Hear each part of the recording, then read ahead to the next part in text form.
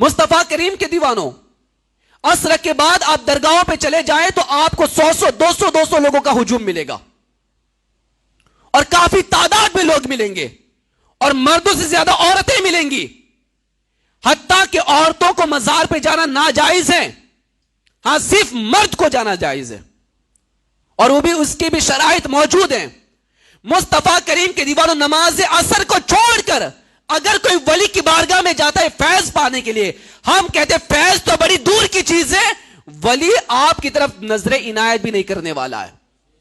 فیض تو بڑی دور کی چیز ہے، اس لیے کہ نماز فرض ہے، پہلے فرض کی پابندی کرو پھر کسی ولی کی بارگاہ میں جاؤ۔ اگر فرض کی پابندی کر کے جاؤ گے، مانگو گے نہیں تب بھی عطا کر دیا جائے گا، مانگو گے نہیں تب بھی دے دیا جائے گا، اس لیے کہ تم فرائض کی پابندی کر کے آئے ہوئے ہو۔ بغیر نماز پڑھے آپ جائیں تو پتا چلے گا 100 200 لوگ مزاروں پہ پڑے ہوئے ہیں، نماز عصر چھوٹی ہوئی ہے، مغرب چھوٹی جا رہی ہے، اور مزار پہ بیٹھے ہوئے ہیں۔ ارے تم جس ولی کے مزار پہ بیٹھے ہو، وہ ولی نماز فرض تو فرض، کبھی اس نے تہجد بھی نہیں چھوڑی ہے، جس کے راتوں کے اندر نفلیں پڑھی جاتی تھی،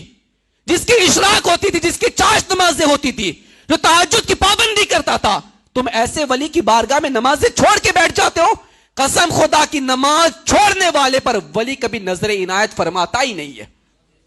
نہیں فرماتا۔ اجمیر شریف چلے جائیں، روزانہ آپ کو ہزاروں کی تعداد میں لوگ ملیں گے،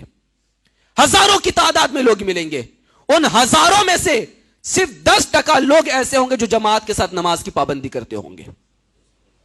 وہاں پر جا کر بھی لوگ نماز نہیں پڑھتے، وہاں پہ جانے کے بعد گھومنے کا خیال ہے، صرف فاتحہ پڑھ لیا تو سمجھو میں نے کوئی بڑا پہاڑ توڑ دیا ہے۔ مصطفیٰ کریم کے دیوانوں، یاد رکھیں، اللہ کا ولی فاتحہ سے خوش نہیں ہوتا، اللہ کا ولی تمہارے 51 یا 21 کے پھولوں سے خوش نہیں ہوتا،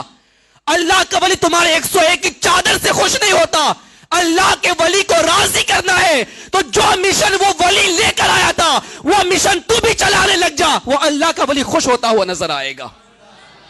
اس کے مشن پہ عمل کرو، وہ جو لے کے آئے تھے اس پہ عمل کرو۔ یقیناً آپ مہینے میں ایک بار چھٹی پہ جاتے ہیں، میں کہتا ہوں روز چلے جاؤ، اس سے انکار نہیں ہے، روز اجمیر جاؤ، اس سے کوئی انکار نہیں ہے، لیکن اجمیر میں جانے کے بعد بھی نمازوں کی پابندی ضرور کرو، نماز کی پابندی ضرور کرو۔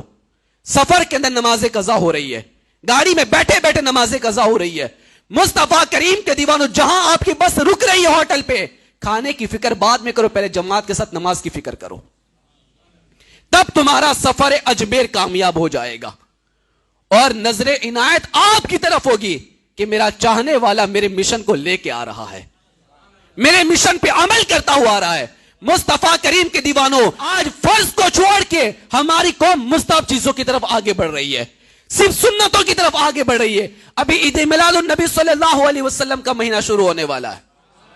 آپ دیکھیں گے بڑے بڑے جھنڈے لٹکیں گے ہر گھر کے اوپر، اور 200 500 روپے کی لائٹیں بھی لگے گی، لگانی چاہیے، ہزاروں روپیہ خرچ کرو عید میلاد النبی کے جلوس کے اندر،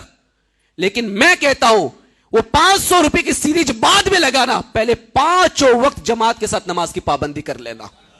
اس لیے کہ میرے نبی نے یہ نہیں کہا تھا کہ جھنڈا لگانا میری آنکھوں کی ٹھنڈک ہے،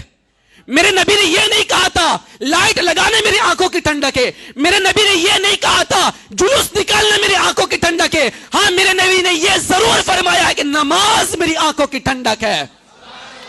نماز میری آنکھوں کی ٹھنڈک ہے۔ میں کسی چیز کا انکار نہیں کر رہا، وہ سب کرو، لیکن سب سے پہلے نماز کی پابندی ضرور کیا کرو،